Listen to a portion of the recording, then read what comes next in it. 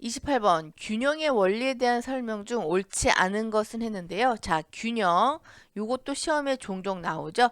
자, 책 28쪽을 잠깐 보도록 할게요. 16년, 13년, 12년도에 출제가 많이 됐었죠. 지금 보시게 되면. 그래서 균형을 한번 잠깐 보면 서로의 힘이 비기고 있는 상태를 말하는 게 균형이에요. 근데 시험에는 어떤 부분이 많이 나오냐 하면 어, 평형선이 수직선보다 시각적 중량감이 크다. 그래서 평형선이 더 무겁다라는 거. 그 다음에 키가 큰 것이 작은 것보다 당연히 시각적 중량감이 크겠고요. 요 부분이 시험에 가장 많이 나오는 5번인데요. 불규칙한 형태가 기하학적인 것보다 시각적 중량감이 크다라고 했는데 불규칙한 거는 삐쭉삐쭉한 이렇게 뭐 너플너플한 그런 형태고요. 기하학적인 그러면 여러분들은 직선이나 곡선 점 같은 걸 생각해 보시면 될 것 같아요. 그래서 불규칙한 것이 삐쭉삐쭉한 그런 형태가 원보다는 훨씬 시각적 중량감이 크다라는 거 여러분들이 생각해 주시고 거친 것이 위에 거랑 비슷한 말이겠죠. 단순한 것보다 시각적 중량감이 크다라는 거.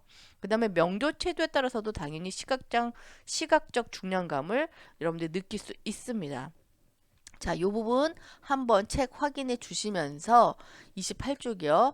요거 한번 문제를 한번 보도록 할게요. 크기가 큰 것이 작은 것보다 시각적 중량감이 크다. 당연히 큰 게 시각적 중량감이 크겠고 기하학적인 곡선이나 아니면 원점 이런 것들이 불규칙한 형태보다 시각적 중량감이 크다. 아, 요거 틀렸죠. 답은 그래서 2번이 되겠습니다. 불규칙한 것이 더 시각적 중량감이 큽니다. 그 다음에 색의 중량감은 색이 속성 중 명도 채도에 따라서 당연히 크게 작용합니다.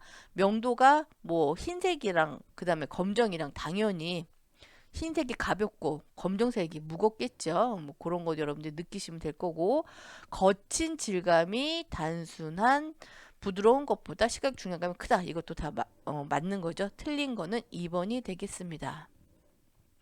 자, 29번. 요것도 종종 많이 나오는 건데요. 한번 보도록 할게요. 공간이 지나치게 넓은 경우 아늑하고 안정감 있게 보이도록 하는 방법으로 가장 알맞는 것은 했는데 우리 책 47쪽을 보시게 되면 요것도 시험에 자주 많이 나왔던 문제인데 여기서 제가 올려놓은 거는 실제 크기보다 넓어 보이게 하는 방법이에요. 근데 이거의 반대 방법은 요번에 시험에 나왔었던 거죠. 자, 실제보다 넓게 하려면 크기가 작은 가구를 사용해야 돼요. 근데 좁게 보이게 하려면 큰 가구를 사용하면 되겠죠. 그 다음에 큰 가구를 벽면에 부착한다. 이래야 실을 좀 더 넓게 보이게 하려는 방법이고요. 그 다음에 거친 것보다 고운 것을 사용한다. 이것도 다 반대대로 하면 좁게 보일 수 있도록 하는 방법이고요. 창문, 문 개구부 크게 하여 시선이 바깥으로 연결되게 한다라는 게 좀 더 넓게 보이는 방법이고 요게 시험에 아주 많이 나왔었는데 요번에는 특별하게 넓은 공간을 좁게 안정감 뭐 아늑하게 하는 방법을 물어본 건데요. 자, 보면 창이나 문 개구부를 크게 한다. 크게 하면 더 넓어 보일 수 있어요. 확장이 되니까. 그래서 1번 아니고요. 그 다음에 키가 큰 가구를 요거 맞는 말이죠. 큰 가구를 쓰면 좀 작게 보일 수 있으니까. 그리고 공간을 분할한다. 공간을 분할하면 조금 넓어 보이는 걸 좀 작게 볼 수 있겠죠. 답은 그래서 2번이 되겠습니다. 나머지도 한 번씩 읽어보시면 될 것 같고요. 30번 단순하며 깔끔한 느낌을 주며 창 위에 칸막이 스크린으로도 효과적으로 사용할 수 있는 쉐이드라고도 불리는 것은 했는데요. 중요한 단어는 칸막이 쉐이드예요. 자, 요런 칸막이 쉐이드로 쓸 수 있는 블라인드는 롤 블라인드인데 우리 한번 그림 보면서 어떤 건지 한번 볼게요. 확인해 볼게요. 자, 롤 블라인드는 요런 식이에요. 여러분들 요런 거 많이 보이죠? 뭐 학교나 아니면 이런데 회의실 가면은 요거 내려가지고 프로젝트도 쏘고 해서 회의도 하고 영화도 보고 할 수 있는 이런 게 바로 롤 블라인드고요. 자, 우리 이번에 있는 로만 블라인드 같은 경우는 요런 천으로 되어 있는 거죠. 요거 가정집 같은 데서 우리가 주방이나 이런 데 많이 해서 이렇게 끌어당기면 이런 식으로 이렇게 겹쳐서 이런 식으로 보이는 게 로만 블라인드고요. 그 다음에 버티컬 블라인드는 이런 식으로 쭉쭉쭉 숲직으로 내려져 있는 버티컬 블라인드. 그 다음에 베네시안 블라인드 같은 경우는 이런 식으로 우리 사무실에 예전에 많이 썼을 거예요. 그래서 이런 식으로 해서 돌리면 닫아주고 열리면 바깥이 보이는 이런 것도 실내에서 많이 쓰고 있죠. 사무실 같은 데서 많이 쓰고 있습니다. 근데 먼지가 많이 앉는다는 단점이 좀 있긴 한데 여러분들 이거 보시면서 답은 롤 블라인드다. 1번 여러분들이 봐주시면 될 것 같아요. 자, 31번. 다음 설명에서 부엌의 작업대, 자, 부엌의 작업대 배치 방식은 했는데 세면이라고 돼서 세면에 작업대에 붙여 배치한 형태이다. 자, 요거 세면이면 당연히 디귿자죠. 자, 요것도 우리 시험에 많이 나왔었는데 책 83쪽을 잠깐 보도록 할게요. 83쪽을 보게 되면은 자, U자형, 디귿자형이라고도 하는데 자, 여기 세면 벽에 배치한 형태로 가장 편리하고 능률적이다. 자, 있고 여기 시험에 많이 나왔었고 그 다음에 책에 있는 그 5번도 시험에 많이 나왔는데 아일랜드 키친이라고도 하는데요. 섬처럼 설치되어 있는 거. 요즘 많이들 설치하고 있죠. 요게 바로 아일랜드 키친이다. 두 가지만 여러분들이 알아두시면 문제는 충분히 풀 수 있을 것 같아요.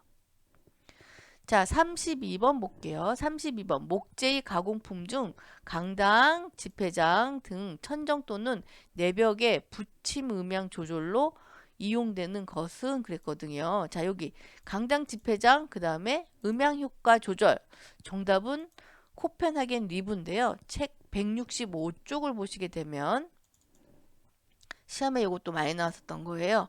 자, 많이 나왔었죠, 시험에. 이런 식으로, 이런 모양들이 있는 것들을 나무로 대부분 많이 하죠. 그래서, 강당 같은 곳이나 아니면은 극장 같은 데서 많이 수장재로 많이 쓰고 있어요. 그래서 음향 조절도 하면서 또 보기도 이쁘고 하니까 많이들 사용하고 있는 게 코펜하겐 리브다라고 여러분들이 꼭 외워주시면 될 것 같아요. 시험에는 이것이 자주 나옵니다. 자, 33번. 블론 아스팔트의 성능을 개량하기 위해 동식물 유지와 광물질 분말을 혼합한 것으로 일반 방수공사. 자, 요거 중요한 말이에요. 일반 방수공사에 사용되는 것은 아스팔트 컴파운드인데요. 여러분들이 알으셔야 되는 건 아스팔트 컴파운드랑 아스팔트 프라이머입니다. 자, 아스팔트 프라이머 같은 것도 시험에 많이 나오는데 아스팔트 프라이머는 우리가 브론 아스팔트를 휘발성 용제를 넣어가지고 흑갈색의 약간 액체를 만들어서 잘 도포될 수 있게 만드는 게 바로 아스팔트 프라이머입니다. 그럼 얘는 언제 쓰느냐? 첫 번째 공정의 바탕 처리대로 초볼 도료로 사용하는 게 바로 아스팔트 프라이머고요. 그 다음에 여기서 나와 있는 일반 지붕 방수공사는 아스팔트 컴파운드다. 책 277쪽 보시게 되면 표로 제가 잘 정리해 놨는데요. 시험에 많이 나온 건 아스팔트 컴파운드죠. 여러분들이 요거 아스팔트 방수대로 쓰고 일반 방수공사에 사용한다는 건 시험에 아주 많이 나왔던 부분입니다. 여러분들이 꼭 그 두 가지만 기억하시면 시험에 무슨 아스팔트에 대한 방수공사에 대한 게 나오면 거의 다 맞추실 수 있으십니다. 자, 34번. 다음 중 크리프에 영향을 미치는 요인으로 가장 거리가 먼 것은 했는데요. 책 202쪽을 보도록 할게요.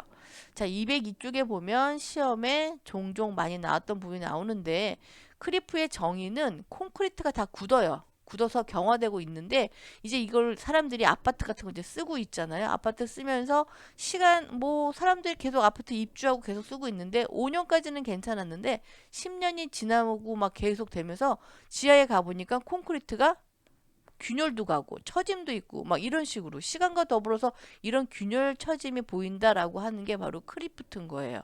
그럼 그 원인을 살펴보면은 시멘트 풀을 너무 많이 넣었을 경우에 또는 너무 물 시멘트가 클 때, 묽은 시멘트로 해서 강도, 콘크리트 강도가 제대로 나오지 않았을 때, 또는 하중을 너무 많이 오버되게 썼을 때, 그 용도에 맞지 않게, 또 온도가 너무 높을 때 우리가 이거를 경화시켰을 때랑, 그 다음에 책이 좀 오자가 났는데요. 부재가 작을수록 또 원인이 됩니다. 그러니까 부재가 얇으면 당연히 크랙이 갈 수밖에 없죠.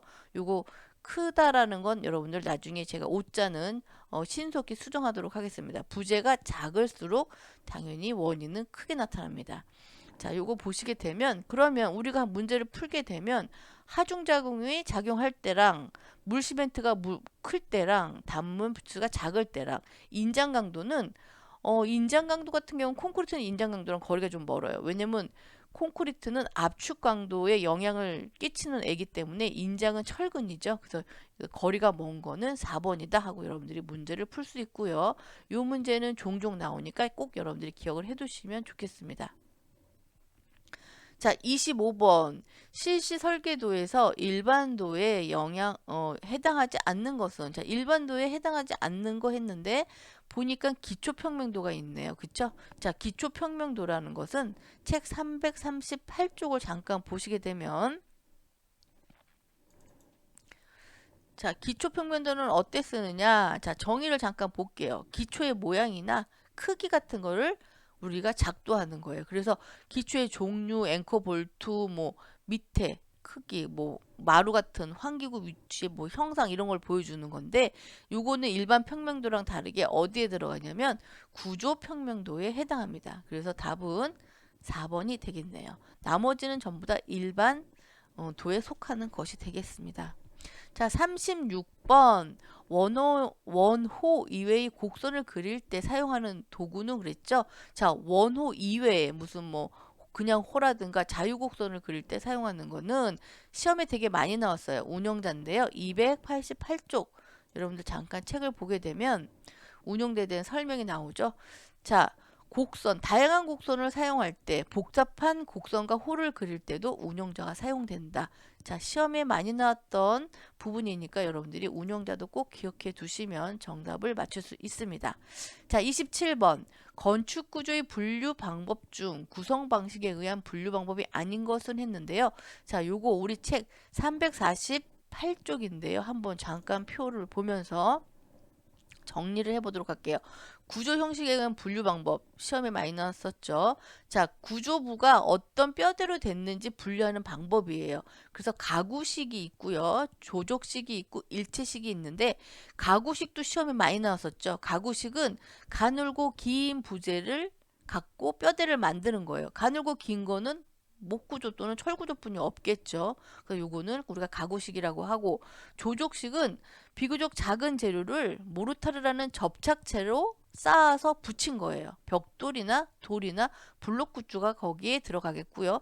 일체식은 거푸집을 짜가지고 거기다 콘크리트를 부어서 하나의 덩어리로 만드는 거. 여기 일체식이죠. 철근 콘크리트나 철골, 철근 콘크리트 구조가 거기에 속하겠습니다. 여러분들 요거를 확실하게 알아두시면 여기서 보게 되면 가구식, 조족식, 일반 일체식 아니고 건식 구조는 시공 방법에 의한 분류죠. 물을 썼느냐 안 쓰냐에 따른 분류기 때문에 여기서 답은 4번이 되겠습니다.